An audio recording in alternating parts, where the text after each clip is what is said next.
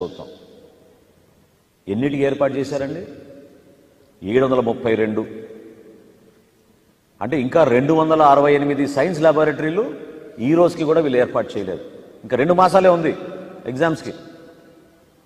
అదేవిధంగా గ్రంథాలయాలు ఏర్పాటు చేయాలి, ఈ పాఠశాలలో లైబ్రరీలు ఏర్పాటు చేయాలి. ఈ రోజుకి ఎన్ని నిర్మాణం చేశారు? 721. అంటే ఇంకా 279 గ్రంథాలయాలు నిర్మాణం చేయాలి. అన్నిటికంటే ఆశ్చర్యకరం కంప్యూటర్ ల్యాబ్స్.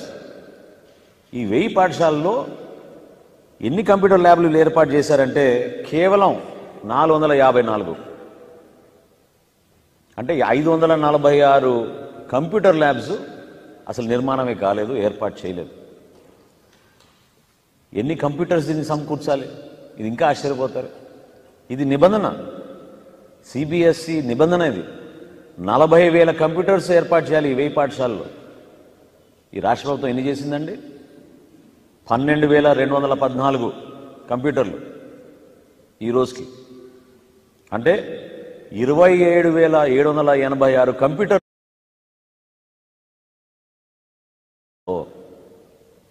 ఎంత దారుణమో చూడండి.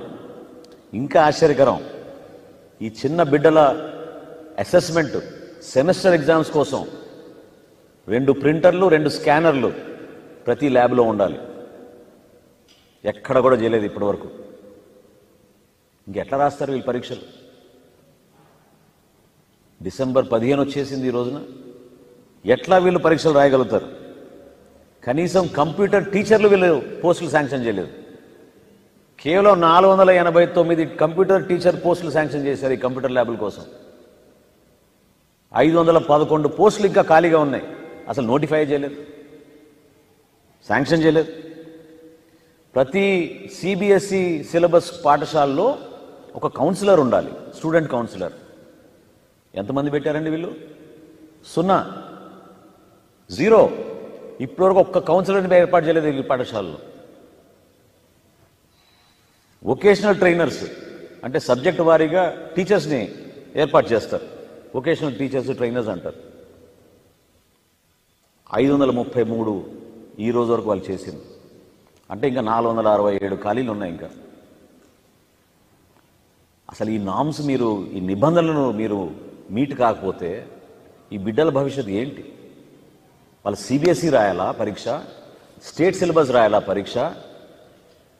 ఏమైపోతారు వీళ్ళు? ఇంత మోసం ఎందుకు చేసింది ఈ ప్రభుత్వం నేను ప్రశ్నిస్తున్నాను.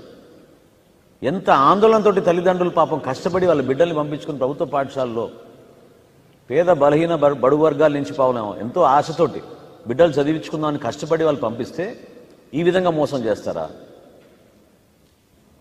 ఈ 85,353 విద్యార్థుల భవిష్యత్తు ఏంటని మేము ప్రశ్నిస్తున్నాం ఈ రోజున. ఊరికే 3:00కల్లా మీరు ఇంకో ప్రెస్ కాన్ఫరెన్స్ పెట్టి మమ్మల్ని తిడితే ఏం రాదు మీకు. ఆధారాలతో సహా, లెక్కలతో సహా ఈ రోజున వాస్తవ పరిస్థితులు మీ ముందు పెడుతున్నాం. ధైర్యంగా మీరు ఒప్పుకోండి పొరపాటు జరిగిందని, సరిదిద్దండి. ఎందుకంటే ఇది రాజకీయ భవిష్యత్తు కాదు, ఈ బిడ్డల భవిష్యత్తు. మీది ఎట్లాగో చెప్పాను నిన్న, క్లియరెన్స్ సేల్ అయిపోయిందని మీది. కనీసం విద్యార్థులు దయచేసి వాళ్ళు ఈ పరీక్షలు రాసే విధంగా ఈ రాష్ట్ర ప్రభుత్వం, జగన్మోహన్ రెడ్డి గారు బాధ్యత తీసుకుని క్షమాపణ చెప్పి ఇమ్మీడియట్గా ఈ చర్యలు తీసుకుని ఈ బిడ్డల్ని మాత్రం దయచేసి పాఠశాలలో వాళ్ళకి వసతులు కల్పించి, సౌకర్యాలు కల్పించి ఎగ్జామ్ రాసే విధంగా చేయండి.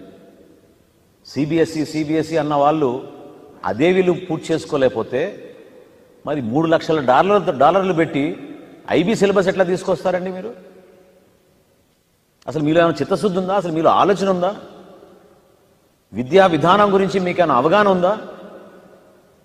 ఈ రాష్ట్రంలో ఒక హాఫ్ నాలెడ్జ్ ముఖ్యమంత్రి ఉంటే ఏమైపోతుందో ఈ వ్యవస్థ అసలు చూడండి మీరు. సిబిఎస్ఈ మీరు చేయలేకపోయారు, అది కూడా కేంద్ర ప్రభుత్వం సహాయం అందించింది. ఐబీ కోసం మీరు $3 లక్షల వెచ్చించి 4.5 కోట్ల రూపాయలు కేవలం